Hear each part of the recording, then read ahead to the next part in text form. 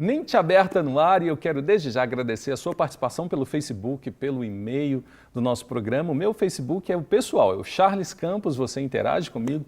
Obrigado, porque tem gente de todo o Brasil interagindo e até fora dele. E o e-mail do nosso programa é o menteaberta@redesuper.com.br.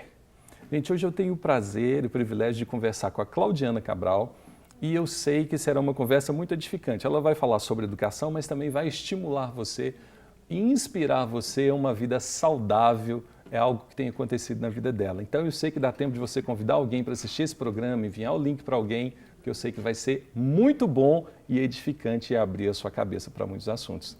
Não é isso mesmo, Claudiana? É isso mesmo, Charles. Tem muita coisa boa para a gente falar, né? Muita coisa boa para a gente poder Claudiana falar é e a esposa do Breno, beijo pro Breno. O Breno tem cuidado de mim para ter um sorriso mais bonito. Verdade. Abraço para ele. Bom, Claudiana, você é consultora pedagógica, formada em pedagogia, Isso. especialista na área, e você tem acompanhado tanto da educação superior quanto da educação fundamental Educação básica, e básica, né? Isso. Hoje a educação do nosso país, a gente está em colapso, ela melhorou, ela pode melhorar. Sendo da sua área, qual a avaliação que você faz? Porque você conhece desde a superior até a básica. E aí? Muito boa essa pergunta, Charles. E aí? Pois é, a educação hoje ela é um desafio para o Brasil, né? De forma geral, não só para as escolas que são do governo, das prefeituras ou para a escola particular, né? Eu percebo que é importante nós investirmos na formação dos professores, né? Esse nosso professor, ele precisa ter um olhar diferente para esse novo aluno que ele tem recebido em sala de aula. É interessante isso, porque o professor ele tem a mesma formação de décadas. Exatamente. E hoje é um novo aluno que nós temos, ele aprende de uma forma diferente. A neurociência tem estudado, tem falado muito sobre isso, né? Como que essa criança, ela aprende, esse jovem aprende. Então é importante que esse professor, ele seja realmente capacitado para lidar com essa nova geração que chegou.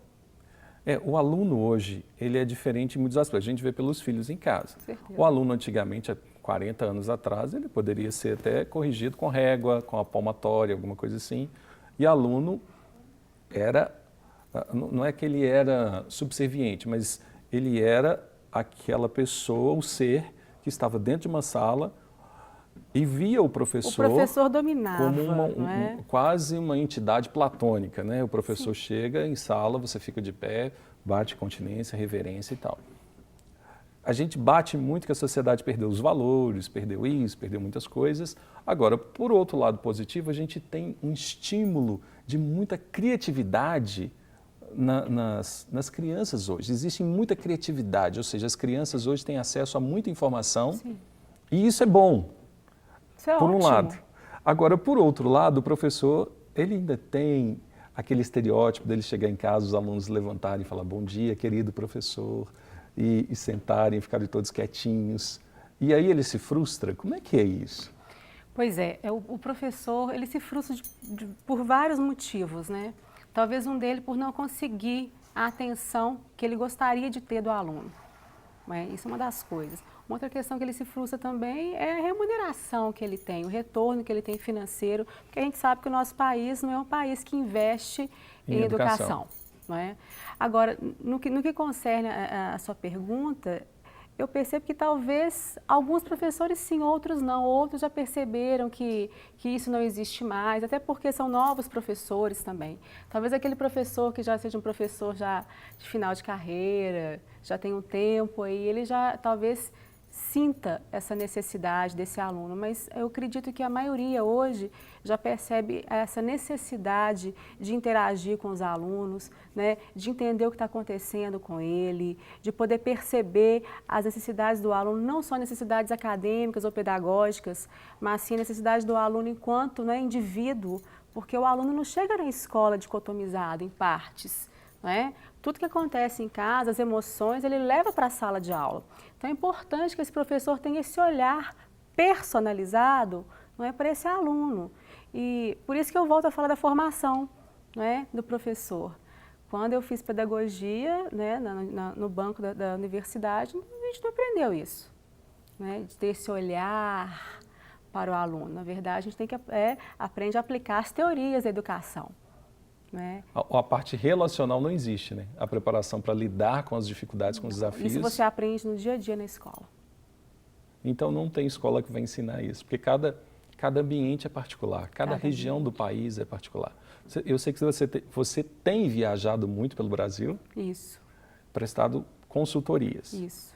Cada região tem a sua, cada cidade, cada município tem a sua particularidade? Com certeza. Igual, aqui em Minas Gerais, a gente pensa assim, é inadmissível chamar a professora de tia, né? Porque tia coisa ultrapassada. Ultrapassada e também assim, né, muito pessoal. Agora, no Rio de Janeiro, isso é muito comum. Todas as escolas, as melhores escolas, eles chamam os professores, diretores, todo mundo lá é tia. Então, quando eu chego lá, se tem algum aluno, tia, eu até dói, às vezes no ouvido. Mas é porque é regional, é cultural, né? Então, é bem interessante, assim, como que esses detalhes... Tem alguma parte do país que a educação já está mais avançada do que a outra? É possível isso? É possível, é possível. Você tem visto isso? Não? Ou existe uma média? Porque é um plano curricular nacional, né? Ô Charles, é um plano curricular nacional, mas vai muito da formação desse professor. Então, quando essa região ela tem uma formação mais séria, uma formação realmente diferenciada, esse professor faz um trabalho diferenciado dentro de sala de aula. Né? Quando a região já não tem, uma região às vezes precária, né, nesse sentido de investimento em educação, e isso é refletido dentro da sala de aula, não tem como. Agora isso é interessante, Claudiana, porque mostra para a gente o seguinte: o grande diferencial da educação é o potencial humano, não é a escola. Não. Ela pode ter o maior aparato tecnológico, ela pode ser dentro de uma casinha, um casebre de barro. Exatamente. Se o professor é bom, ele é criativo, ele é proativo, ele é bem preparado... Ele faz a mediação no processo educativo desse aluno. E o ser o mediador é aquele que faz a ponte, né, entre o aluno e o conhecimento. Mas ele não deixa esse aluno sozinho nessa ponte. Né? É o pedagogo, né, dentro da própria palavra mesmo, aquele que caminha junto com esse aluno. Então ele vai, ele leva. Né? E ele, nesse caminho ele mostra como que é bom aprender, como que é bom descobrir novas coisas, né? Como que é bom pesquisar, como que é importante estudar. Esse é o professor mediador, aquele que entende o contexto do aluno, aquele que entende esse aluno, não é, como indivíduo realmente, não só como mais um número dentro da sala de aula. A gente sabe que grandes são os desafios, mas hoje esse professor ele precisa sair dessa zona de conforto. Eu, como professor, eu preciso sair da minha zona de conforto para poder atender a demanda dessa nova geração de alunos. Experimentar o novo. É isso aí. O processo de educação, o processo de aprendizado, ele passa pela curiosidade. Passa. O aluno, ele pode aprender sozinho, ele precisa de um mediador. Tem alunos que eles têm uma condição de aprender sozinhos. Com um bom professor, um professor não tão bom assim, eles sempre vão se destacar. Agora, aqueles alunos que demandam, né, uma atenção maior do professor, e realmente ele precisa desse professor mediador sim, para poder ajudá-lo. Tem alguns que precisam até dar as mãos para o professor para poder atravessar essa ponte. Não consegue. Às vezes mas não a curiosidade é um fator, vamos falar assim, primordial para estimular a criatividade e estimular, vamos falar assim, o querer conhecer novas coisas, novas ideias, novas histórias. A curiosidade ela é intrínseca ao ser humano, né, Charles? A gente já nasce, né, o bebê já nasce curioso, querendo explorar o mundo. Agora, ela não é o principal para se aprender. Né? A gente precisa entender que para se aprender existe também a questão do desejo. A criatividade é um dos desejos de se querer aprender. A minha pergunta vem em blocos assim, por quê? Eu quero chegar em casa.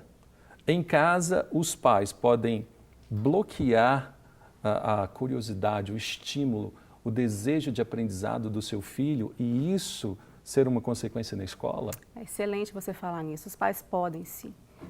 Os pais eles podem desenvolver o potencial do filho, eles podem abafar esse potencial do filho. Então, aquele pai, aquela família, né, que o filho vê o pai lendo, a mãe lendo, não é? É o exemplo. É o ato de repetição, né? Justamente. Né? Aquele pai que investe, né, na disciplina dentro de casa, que investe na rotina dentro de casa. Aquela família que valoriza uma ida a uma livraria. Vamos comprar um livro novo? Entende? São detalhes que fazem com que esse indivíduo lá na frente, ele faça a diferença. Eu lembro do Rubem Alves e alguns outros teóricos, né, da sua área, e o Rubem Alves é alguém assim que está na minha área e na sua, né, pela teologia. Isso. E ele tem um livro dele, do Gilberto de Menstein e Rubem Alves escreveram juntos, sobre escola. Eu esqueci o nome do livro, mas a base dele era o que se causava na escola. Fomos maus alunos. E ele aborda de uma forma muito interessante que o aluno na escola, sendo um mau aluno, nem sempre ele será um mau profissional. O rótulo que ele recebe. E aí vem o seu trabalho hoje de talvez fazer essa ponte entre o processo que uma escola tem como processo educativo e os alunos difíceis da escola, que podem ser potenciais ou não. Mas isso me inculcou muito. E avaliar hoje que um mau aluno na escola, que não fica quieto, que é bagunceiro, que é aquela coisa, esse menino presta, vai embora. Na verdade, ele pode ser um potencial bom profissional. Isso é real mesmo, Claudiana? Isso é real. Né? A gente sabe que hoje já tem os estudos que falam das inteligências múltiplas. Né? Então, cada um de nós tem uma parte, né, do nosso cérebro que é voltada para alguma coisa que vai se destacar. Então, suponhamos que eu tenho inteligência voltada para a parte da lógica, da matemática. Né? Se o professor investir mais nisso, a família investir mais nisso, eu vou me destacar nisso. Né? E eu posso até ser aquele aluno que deu trabalho para o professor, mas quando eu estiver na minha vida profissional, eu vou me destacar, vou ser um excelente profissional. Então, alguns para artes, outros para música, para os esportes também. Cada um com a sua área. Cada um com a sua área, cada um tem, né, dentro de si as suas habilidades e competências que elas têm que ser desenvolvidas, exploradas, potencializadas, tanto pela família quanto pela escola.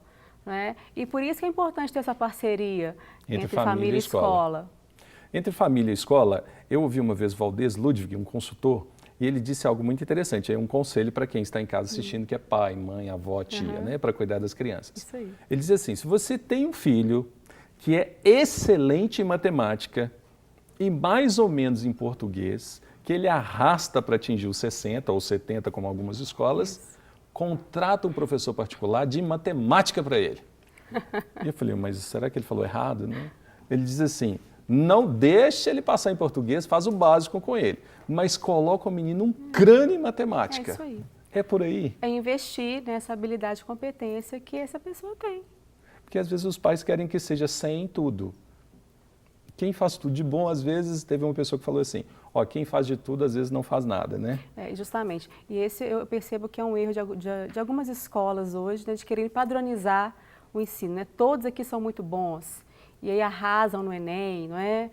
São os melhores. Isso é importante, a competitividade ela é importante, sim, mas nem sempre você precisa ser o melhor em tudo para você ser o melhor. Você pode ser o 100 em matemática e vai arrastando 61 em português. E é realizada, é uma pessoa realizada, é uma pessoa feliz. Não é? Nem sempre a melhor escola é aquela que tem a melhor nota, não é? Nos concursos que tem. O pastor Márcio sempre fala sobre isso, né? A melhor escola é como um hospital. Não é o melhor hospital de tecnologia, é o que tem o menor índice de infecção hospitalar. Justamente. Então é por aí, né? A melhor e é escola preciso que investir estimula... em informação que transforma. Não é? Investimento nessa pessoa de forma inteira. Então, assim, aquela escola que o professor, é aquele professor que olha nos olhos do aluno, que conversa com os pais, né, que tem uma coordenação aberta, aberta para ouvir mesmo, olha, vocês acertaram, vocês erraram, vamos... Trabalho de gestão, né? Justamente. Então, essa escola, e outra coisa que é muito importante, talvez o seu filho, o meu filho, não vai se adaptar em determinada escola, né? Suponhamos que é uma escola muito rígida, ao perfil do meu filho, né, de repente, não é perfil para esse tipo de escola, mas uma escola que investe em música, uma escola que investe em artes, já é o perfil desse meu filho. Então, eu vou investir... É interessante essa abordagem, porque às vezes o filho, principalmente os filhos pequenos, eles estudam nas escolas dos sonhos dos pais. E, de repente, não é a melhor escola para ele. Como é que a gente sabe disso, Claudiana? Pois é, então é importante... aí perguntar para o filho ou ver os sinais? A primeira coisa é poder entender um pouco disso, né? quando a gente fala sobre inteligências múltiplas, de Gardner, né, que é o teórico que aborda isso. E depois também conversar, perceber os sinais, conversar com quem é da área, conversar com a primeira professora, não é, do filho, com a coordenação da escola. E hoje a gente sabe que a informação ela está aí. Né? Já pegar meu telefone aqui, eu tenho o mundo nele. Então é importante os pais, eles, né, pesquisarem um pouquinho, lerem um pouquinho sobre isso, questionarem a escola também. Né? Então, quando existe essa parceria, é mais fácil. Então, começou numa escola, você percebeu que aquela não é a escola ideal para o seu filho, não tem problema nenhum mudar para uma outra escola, aonde ali sim ele vai se despertar, vai potencializar as habilidades e competências que ele tem. É possível, então, acompanhar. Bom, falando de você, uma pessoa ligada à educação, uma profissional da educação, eu vejo assim, alguns processos, conheci você no Colégio Cristão, né? Verdade. De Belo Horizonte. Eu lembro que eu era capelão quando você professora, saiu. Você veio de uma universidade para participar de um processo seletivo e foi professora e depois supervisora. Hoje, você é outra pessoa, né? Há algum tempo já eu não te vejo. Você é uma outra pessoa. E a gente até conversava sobre isso, você cuidando da saúde, você cuidando do seu papel como esposa, como mãe. Isso é importante na educação, a pessoa, por mais que o professor hoje tenha uma renda que não é o ideal para ele viver bem, ele tem que dar mais de 40 horas, 60 horas semanais de aula para ter uma condição de vida legal, mas é importantíssimo cuidar do bem-estar, cuidar da saúde, né, Claudiana? Você hoje vive e experimenta isso. Isso é imprescindível. Nessa minha trajetória, eu tenho 25 anos que eu trabalho com educação. E eu sempre, assim, com muito estresse, né? Muito doente durante o ano, sempre com alguma coisinha. Né? E eu percebi a necessidade de ficar mais próxima, tanto das minhas filhas, né? De dentro de casa mesmo, né? E percebi a necessidade de cuidar de mim, cuidar da minha saúde, porque eu falei assim, gente, uma hora eu vou parar, se eu continuar nesse ritmo que eu estou. Né? E Deus tem me dado a graça de poder cuidar da minha saúde. Então hoje assim, eu invisto nisso, mesmo que seja pouco, mas já é alguma coisa. Né? Então investir numa alimentação saudável, investir numa academia, algum tipo de atividade física, né? Investir em estar com os filhos também. Né? Qualidade. E você abriu mão, hoje você é uma consultora, viaja, Isso. mas grande parte do tempo você vive com as suas filhas. Exatamente. Esse é um dilema muito forte que eu vejo para as mulheres hoje. A minha esposa é formada, trabalhou junto com você, você tem a formação. E eu vejo assim, pode se chamar de mulher moderna ou pós-moderna, não interessa. Mas a mulher de hoje, ela tem potencial.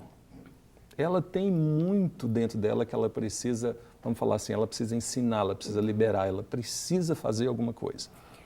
Algumas mulheres vão para um caminho de trabalhar numa jornada de 44 horas semanais e ali ela se desgasta, praticamente ela se acaba. Mas tem alternativas, né, Claudiana? Como você faz hoje, você não parou com tudo. Exatamente. Você faz algo que você ama, mas você também priorizou aquilo que para você é prioridade. E você vê o reflexo disso, né? Há uns anos atrás, né, quem me conhece sabe que eu falava que eu jamais deixaria de trabalhar para poder ficar em casa olhando filho. Era uma fala minha, e isso eu era muito convicta de que eu tinha lutado tanto para estudar, né, para vencer, e não ia ser filho que ia me fazer parar. E como é que Deus faz as coisas, Você né? falava isso? Falava isso. Isso era, eu falava assim, quem me conhece sabe. Eu falava muito isso, né?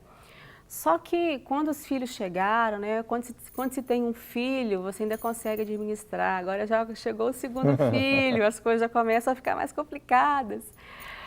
Então, assim, eu percebi que eu tinha que fazer escolhas, né? A vida é feita por escolhas e eu resolvi recomeçar, né? Eu até quando eu saí do Cristão, eu fui para uma outra escola e fiquei lá, trabalhava só meio horário nessa escola, mas eu vi que ainda não era aquilo que você queria. Que eu queria, né? Então, eu pude perceber essa necessidade de realmente fazer essa boa escolha. Eu não sei, sabe, Charles, até quando que eu vou ficar nesse caminho, não é? amanhã eu posso estar de volta numa escola e trabalhando o dia todo, né? Mas eu penso que as oportunidades, elas vêm, né? E quando as oportunidades chegam, a gente tem que pegar. Aproveitar. Né? Aproveitar, né? E hoje eu percebo, assim, como que Deus tem trabalhado no meu coração, no coração de esposa, né? No coração de mãe, de poder acompanhar, né? Eu hoje estou do outro lado, né? Então eu posso levar as minhas filhas à escola, algo que eu não, né? Não conseguia fazer como mãe, né? Sempre associada a mãe a profissional. Então hoje eu tenho, não é, condição de fazer isso, graças a Deus por isso. Nós temos mais professoras do que professores? Não, isso é... Porque toda escola... Sim, geralmente... Eu lembro quando participavam de alguns congressos, né, ligados à educação, era muita mulher, tinha muito mais mulher do que homens. Eu não sei se é uma estatística que tem mais professora do que professor. Bom, na educação infantil, realmente as mulheres, elas dominam, né? Geralmente se tem um professor de educação física, ou de informática, ou de música, e olha lá. Agora, Na fundamental você já tem mais. As séries finais aí realmente é equilibrado.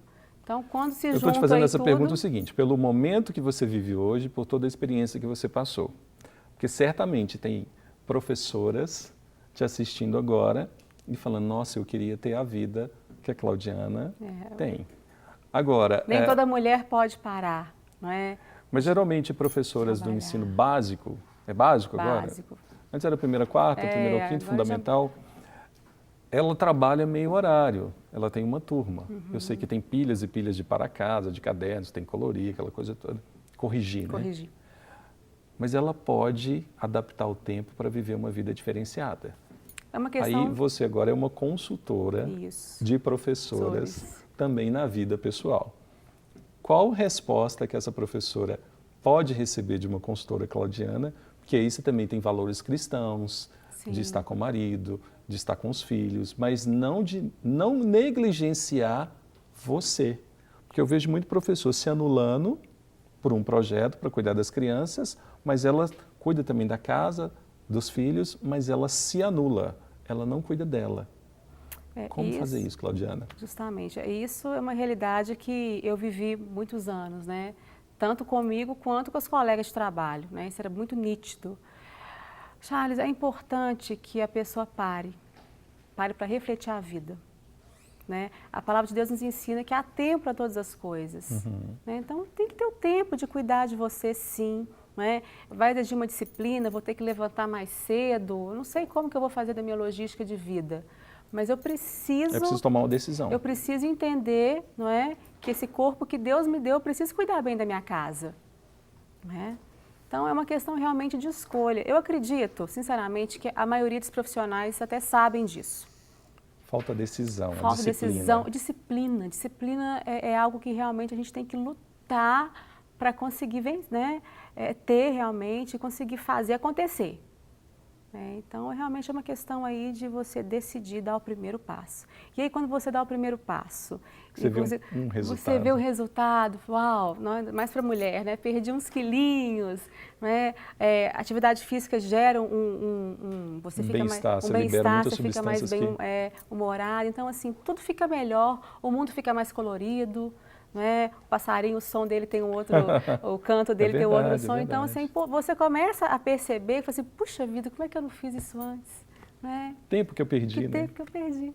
Mas aí quem está em casa pode falar assim, não, eu tenho muito tempo ainda para aproveitar e eu vou a partir de agora. É isso aí. O importante é querer fazer e dar o primeiro passo, né? E crer que Deus está no controle das nossas vidas. Amém. Né? Ele está no controle. Então, quando a gente deposita nossa confiança nele, a gente sabe que ele vai cuidar da parte financeira, ele sabe que ele vai cuidar dos filhos, da parte profissional, né? Ele cuida de tudo e ele faz infinitamente mais, né, daquilo que a gente pensa, daquilo que a gente sonha, daquilo que a gente imagina.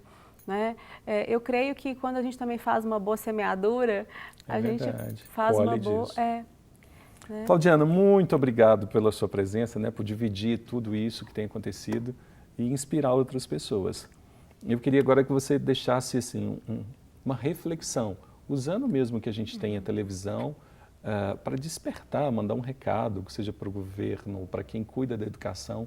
Na sua visão hoje, o que nós precisamos, um ponto que seja para você crucial para investir em educação e mudar a história do nosso país. Pode até falar para a câmera 2 ali. Beleza. Eu acredito que cada um de nós precisa investir, né, na educação, a começar em casa, na educação dos filhos, né, investir em uma boa escola e ter realmente essa parceria com o professor, respeitando esse professor.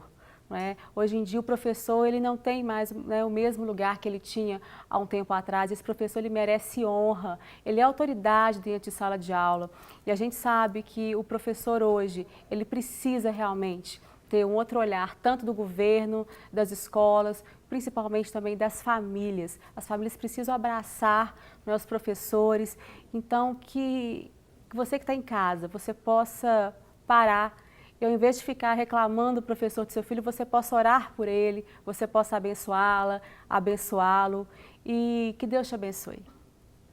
É isso aí, eu acredito que se isso for feito, muito vai ser mudado da nossa história.